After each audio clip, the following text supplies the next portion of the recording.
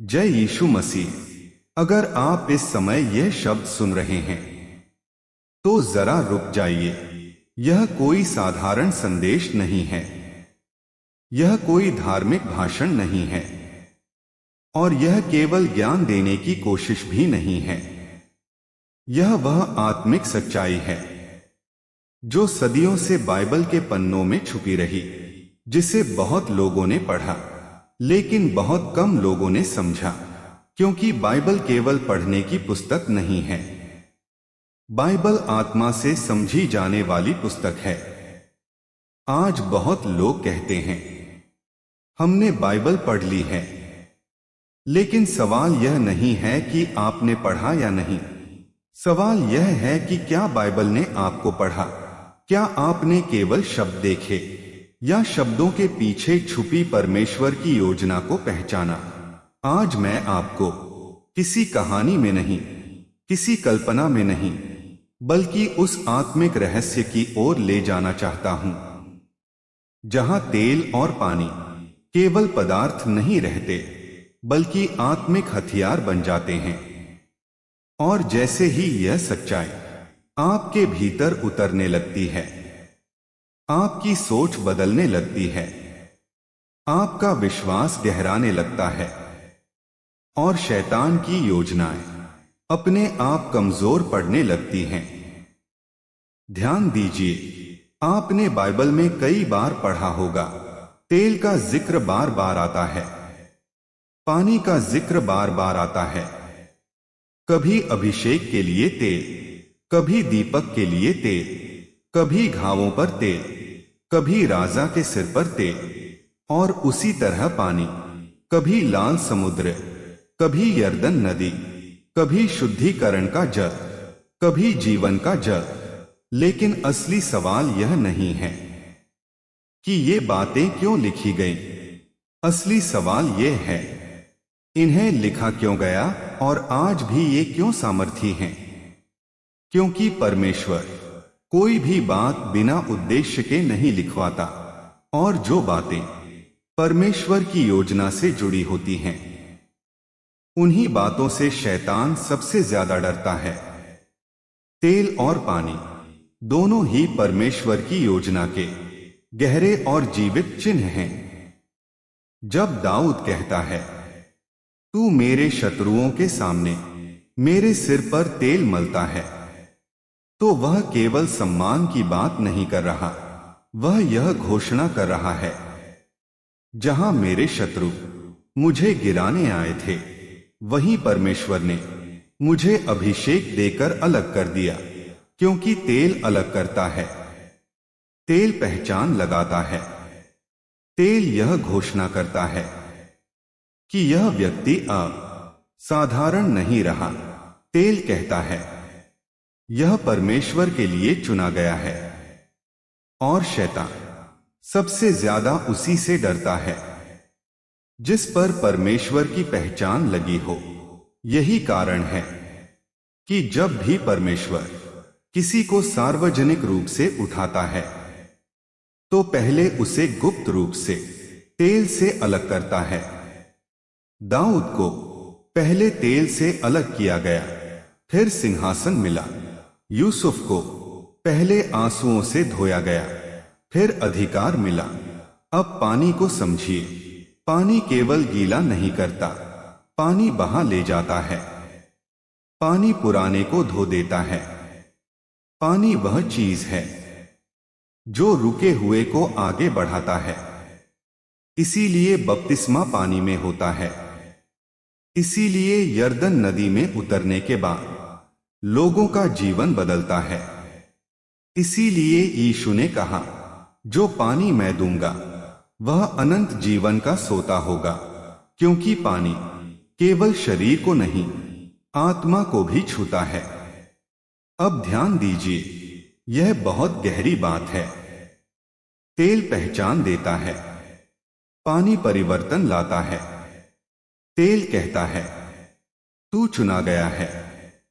पानी कहता है, अब तू वैसा नहीं रहेगा जैसा था। और जब तेल और पानी प्रार्थना में एक साथ आते हैं, तो वहां आत्मिक युद्ध शुरू हो जाता है। वहां अंधकार हिलने लगता है। वहां नकारात्मक शक्तियां पीछे हटने लगती हैं। इसीलिए बहुत लोग इन बातों को हल्का समझते हैं। इसीलिए कुछ लोग कहते हैं यह सब पुरानी बातें हैं। लेकिन जो आत्मा से समझते हैं वे जानते हैं कि यह कोई रस्म नहीं, यह सामर्थ्य है। आज बहुत लोग पूछते हैं मेरे जीवन में रुकावट क्यों है, मेरे प्रयास सफल क्यों नहीं होते, मेरे घर में शांति क्यों नहीं टिकती, डर और बेचैनी मेरा पीछा क्यों नहीं छोड़ती। और वे यह नहीं समझ पाते कि आत्मिक संसार में कुछ लड़ाइयां केवल शब्दों से नहीं लड़ी जाती। कुछ लड़ाइयां आज्ञाकारिता और विश्वास के चिन्हों से लड़ी जाती हैं। और तेल और पानी वही चिन्ह हैं। जब आप तेल के साथ प्रार्थना करते हैं तो आप कह रहे होते हैं प्रभु मुझे अपने लिए अलग कर। और जब आप पानी के साथ प्रार्थना करते हैं तो आप कह रहे होते हैं प्रभु मेरे जीवन से हर गंदगी, हर बोझ, हर नकारात्मक प्रभाव को बहा ले जा। और जैसे ही यह प्रार्थना विश्वास से निकलती है शैतान घबरा जाता है, क्योंकि उसे पता है यह व्यक्ति केवल बोल नहीं रहा, यह व्यक्ति परमेश्वर की व्यवस्था में कदम रख चुका है। यही कारण है कि बाइबल में कहीं भी तेल और पानी को हल्के में नहीं लिया गया। यह रहस्य आज भी जीवित है, आज भी कार्य करता है और आज भी वही सामर्थ्य रखता है जो पुराने समय में रखता था। फर्क केवल इतना है आज बहुत लोग जानते नहीं और कुछ जानते हुए भी उपयोग नहीं करते। लेकिन आज का यह भाग आपको केवल सुनने वाला नहीं समझने वाला बना रहा है। और ये तो केवल शुरुआत है। अगले भाग में हम देखेंगे शैतान विशेष रूप से तेल और पानी से क्यों डरता है और बाइबल के कौन कौन से छुपे उदाहरण इसकी गवाही देते हैं। इसलिए यहीं मत रुकिए, क्योंकि परमेश्वर आपको जानकारी नहीं परिवर्तन देना चाहता है। हमने यह समझा कि तेल और पानी कोई रस्म नहीं बल्कि परमेश्वर की व्यवस्था के आत्मिक चिन्ह हैं। अब यहां से बात और गहरी हो जाती है, क्योंकि अब सवाल यह नहीं है कि तेल और पानी सामर्थी हैं या नहीं। अब सवाल यह है शैतान विशेष रूप से तेल और पानी से ही क्यों डरता है। क्या आपने कभी सोचा है कि बाइबल में शैतान कई बातों पर हमला करता है, लेकिन कुछ चिन्हों के सामने वह सीधे पीछे हट जाता है। शैतान शब्दों से नहीं डरता, वह उपदेशों से नहीं डरता, वह धार्मिक दिखावे से नहीं डरता, लेकिन वह पहचान से डरता है, वह अधिकार से डरता है, वह परमेश्वर की मुहर से डरता है। और तेल और पानी दोनों ही मुहर के चिन्ह हैं। अब समझिए, जब किसी व्यक्ति पर तेल लगाया जाता है तो आत्मिक संसार में एक घोषणा होती है, यह व्यक्ति अब अपने लिए नहीं परमेश्वर के लिए है। और जब कोई व्यक्ति पानी से होकर गुजरता है तो आत्मिक संसार में एक और घोषणा होती है, पुराना अधिकार समाप्त, नया जीवन प्रारंभ। यही कारण है कि शैतान बपतिस्मा से नफरत करता है। यही कारण है कि वह अभिषेक को हल्का दिखाने की कोशिश करता है, क्योंकि उसे पता है जहां पहचान और परिवर्तन एक साथ आ जाते हैं वहां उसका अधिकार टिक नहीं सकता। अब बाइबल का एक छुपा उदाहरण देखिए। मिस्र से निकलते समय इस्राएलियों ने क्या किया? उन्होंने केवल विश्वास नहीं किया, उन्होंने लाल समुद्र के पानी में कदम रखा, और जैसे ही उन्होंने पानी में प्रवेश किया, परमेश्वर ने पानी को दो भागों में बांट दिया। अब ध्यान दीजिए, पानी ने इस्राएल को रास्ता दिया, लेकिन वही पानी फिरौन की सेना के लिए मौत बन गया। क्यों? क्योंकि पानी सिर्फ रास्ता नहीं खोलता, पानी तय करता है कि कौन किस अधिकार में रहेगा। जो परमेश्वर की आज्ञा में चलता है, पानी उसके लिए मुक्ति है, और जो विरोध में चलता है, पानी उसके लिए अंत है। शैतान यह बात जानता है। अब तेल को देखिए। जब शमूएल ने दाऊद के सिर पर तेल डाला, तो उस दिन दाऊद राजा नहीं बना था।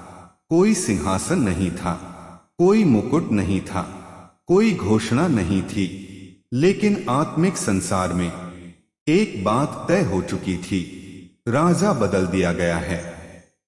और बाइबल साफ कहती है, उस दिन से परमेश्वर की आत्मा दाऊद पर उतर आई, और उसी क्षण से शैतान ने दाऊद के जीवन में लड़ाइयां बढ़ा दी। क्यों? क्योंकि शैतान जानता था तेल लग चुका है, पहचान लग चुकी है। अब यह व्यक्ति खामोशी से नहीं छोड़ा जाएगा। यही आपके जीवन में भी होता है। जिस दिन आप सच में परमेश्वर के लिए खड़े होते हैं, उसी दिन से विरोध बढ़ने लगता है, और लोग कहते हैं, जब से विश्वास में आए हैं समस्याएं बढ़ गईं। लेकिन सच्चाई यह है, समस्याएं नहीं बढ़ी, पहचान उजागर हो गई। शैतान तब तक चुप रहता है जब तक आप निष्क्रिय रहते हैं।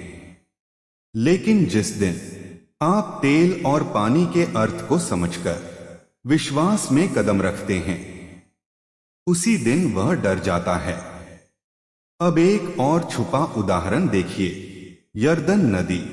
यरदन केवल एक नदी नहीं थी, यरदन एक सीमा थी, मूसा की पीढ़ी यरदन के इस पार मरी, यहोशू की पीढ़ी यरदन के उस पार जीती। और जैसे ही याजकों ने वाचा का संदूक लेकर पानी में कदम रखा, पानी रुक गया। ध्यान दीजिए, पानी तब नहीं रुका जब लोग किनारे खड़े थे, पानी तब रुका जब आज्ञाकारिता में कदम रखा गया। शैतान किनारे खड़े विश्वास से नहीं डरता, वह डरता है कदम बढ़ाए गए विश्वास से। अब यीशु को देखिए। यीशु ने अपनी सेवा कहां से शुरू की? बपतिस्मा से। वह निष्पाप थे, फिर भी पानी में उतरे। क्यों? क्योंकि पानी न केवल शुद्ध करता है, पानी अधिकार को सार्वजनिक करता है।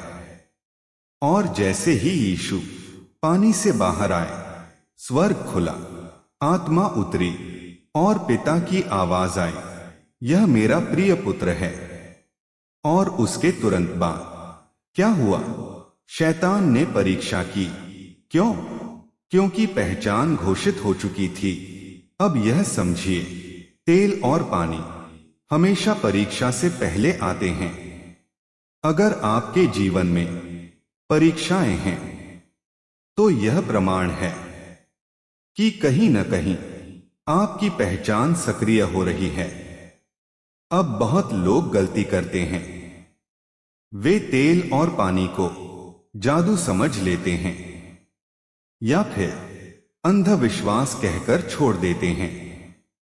लेकिन बाइबल कहीं भी जादू नहीं सिखाती। बाइबल सिखाती है विश्वास प्लस आज्ञाकारिता सामर्थ्य। तेल बिना प्रार्थना के सिर्फ तेल है, पानी बिना विश्वास के सिर्फ पानी है। लेकिन जब ये प्रार्थना और विश्वास के साथ परमेश्वर को समर्पित होते हैं, तो आत्मिक संसार में घोषणा होती है, अब व्यावहारिक बात सुनिए। जब आप अपने जीवन में लगातार रुकावट महसूस करते हैं तो केवल शिकायत मत कीजिए, परमेश्वर से कहिए, प्रभु मुझे दिखा, क्या मैं सच में तेरे लिए अलग हुआ हूं। और फिर विश्वास के साथ तेल की प्रार्थना कीजिए, प्रभु मेरे जीवन पर अपनी पहचान फिर से लगा। और फिर पानी की प्रार्थना, प्रभु मेरे अतीत के हर बोझ, हर डर, हर शैतानी पकड़ को धोकर बहा दे। यह कोई रस्म नहीं, यह आत्मिक युद्ध है।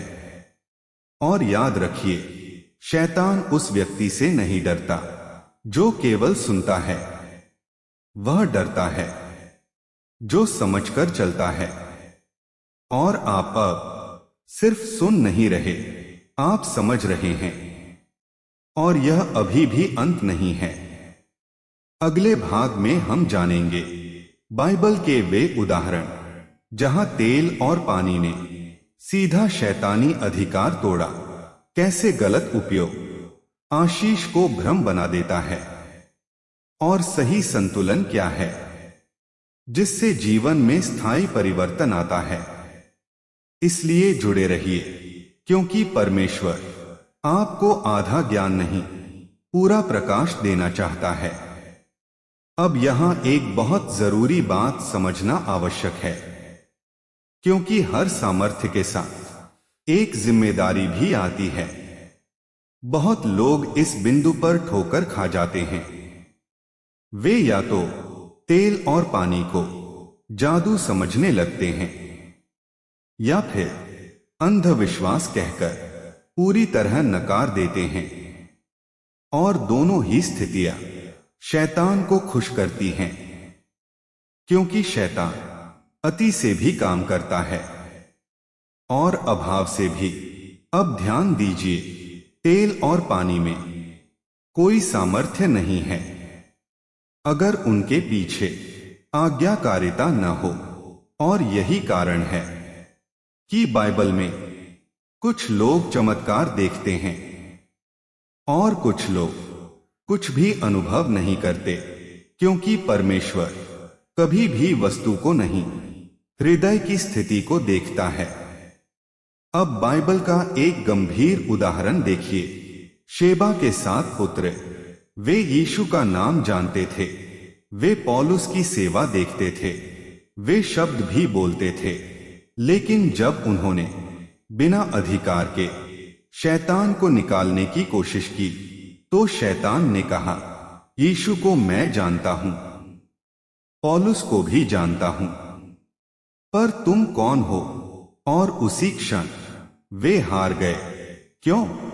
क्योंकि नाम बोलना पर्याप्त नहीं है, पहचान में चलना आवश्यक है। तेल और पानी उसी के लिए सामर्थी हैं जो परमेश्वर की आज्ञा में चलता है। अब समझिए, तेल अभिषेक का चिन्ह है, लेकिन अभिषेक हमेशा समर्पण मांगता है। पानी शुद्धिकरण का चिन्ह है, लेकिन शुद्धिकरण हमेशा त्याग मांगता है।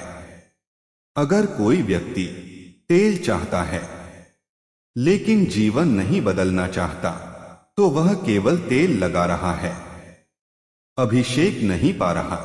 अगर कोई व्यक्ति पानी चाहता है लेकिन पुरानी आदतें छोड़ना नहीं चाहता, तो वह केवल भीग रहा है, धुल नहीं रहा। यही अंतर है रस्म और सामर्थ्य में। अब एक और छुपी हुई बात समझिए। बाइबल में तेल कभी भी गुप्त पाप के साथ नहीं चलता। जहां तेल है वहां प्रकाश आता है। इसलिए जब शाऊल ने आज्ञा नहीं मानी तो तेल उससे हटा लिया गया, और जब दाऊद गिरा तो उसने सबसे पहले क्या मांगा? हे परमेश्वर, मेरे भीतर एक शुद्ध हृदय उत्पन्न कर। उसने पहले हृदय मांगा, फिर पुनः स्थापन। अब पानी को देखिए, पानी हमेशा नीचे की ओर बहता है।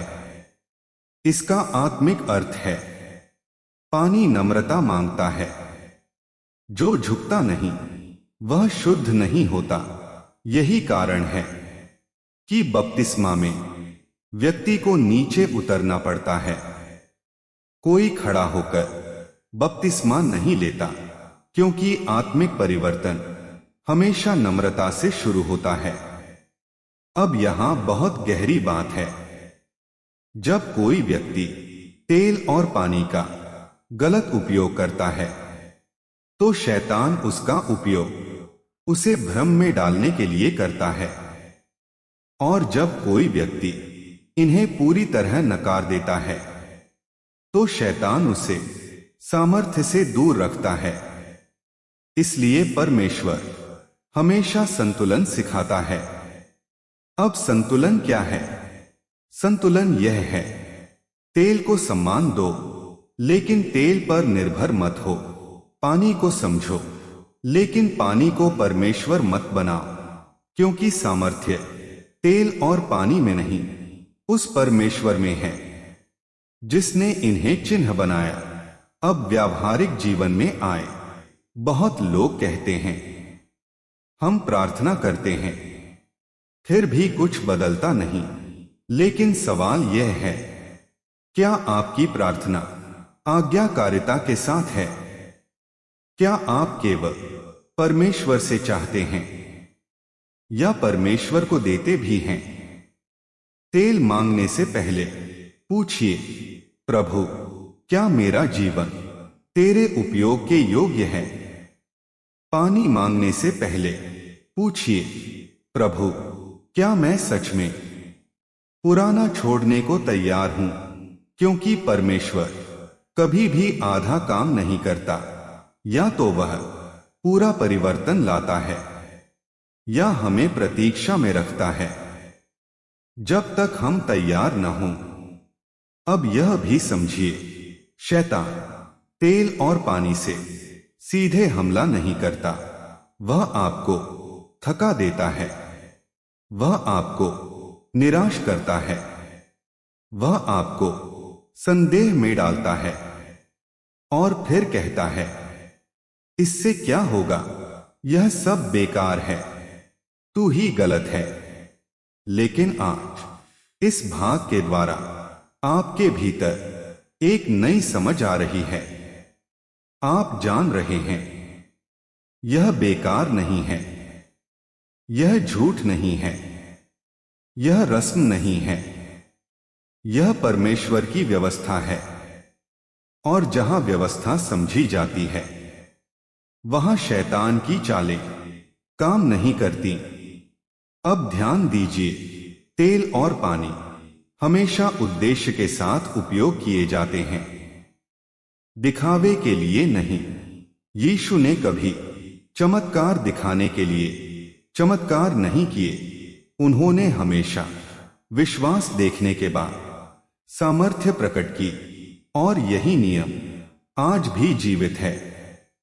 अगर आप इस शिक्षा को केवल सुनकर छोड़ देंगे तो यह ज्ञान बनकर रह जाएगा, लेकिन अगर आप इसे जीवन में उतारेंगे तो यह साक्षी बन जाएगा। और अगला भाग आपको वहीं ले जाएगा जहां हम देखेंगे कैसे सही तरीके से तेल और पानी को प्रार्थना में शामिल किया जाए, कौन सी गलतियां बिल्कुल नहीं करनी चाहिए और कैसे यह शिक्षा आपके घर, मन और आत्मा में स्थायी शांति ला सकती है।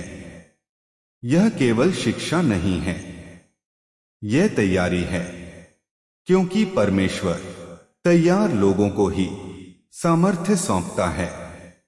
अब जरा ध्यान से सुनिए, क्योंकि यहां से यह शिक्षा सिर्फ समझ नहीं रहती, यह निर्णय मांगने लगती है।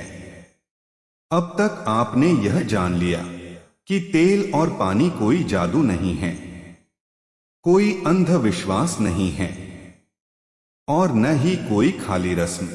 ये परमेश्वर की व्यवस्था के चिन्ह हैं। और परमेश्वर की कोई भी व्यवस्था डर से नहीं चलती, वह केवल विश्वास से चलती है। बहुत लोग यहीं पर गलती कर बैठते हैं। वे डर के कारण प्रार्थना करने लगते हैं।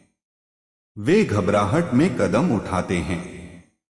लेकिन याद रखिए, परमेश्वर डर में कभी काम नहीं करता।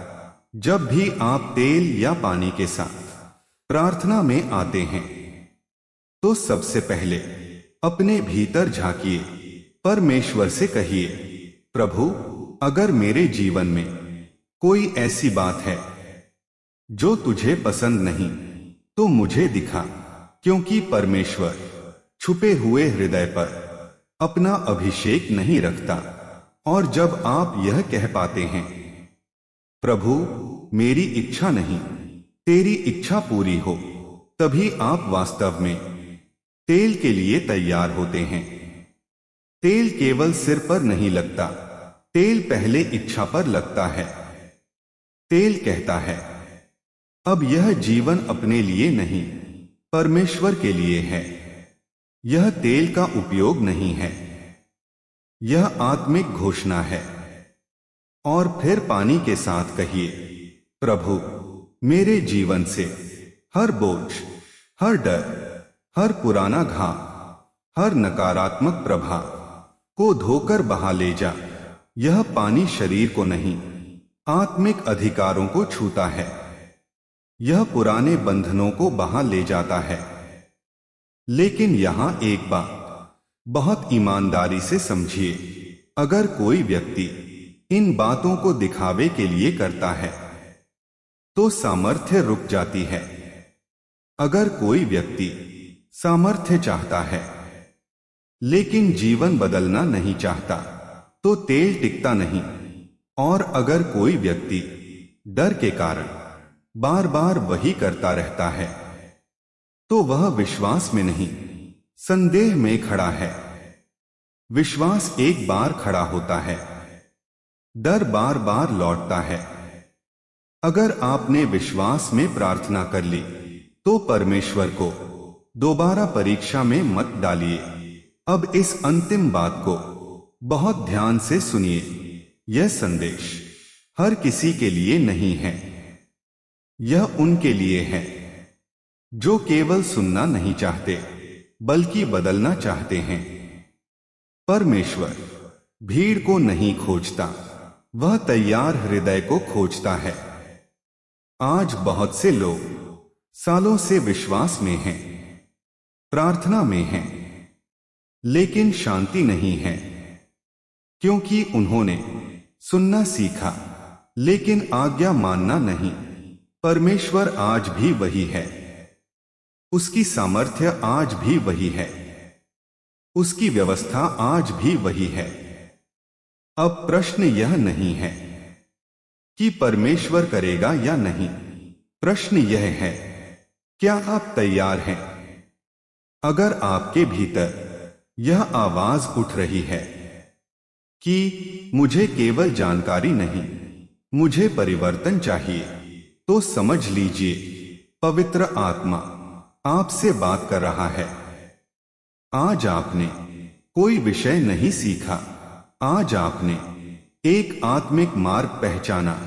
तेल ने आपको आपकी पहचान याद दिलाई, पानी ने आपको परिवर्तन का रास्ता दिखाया।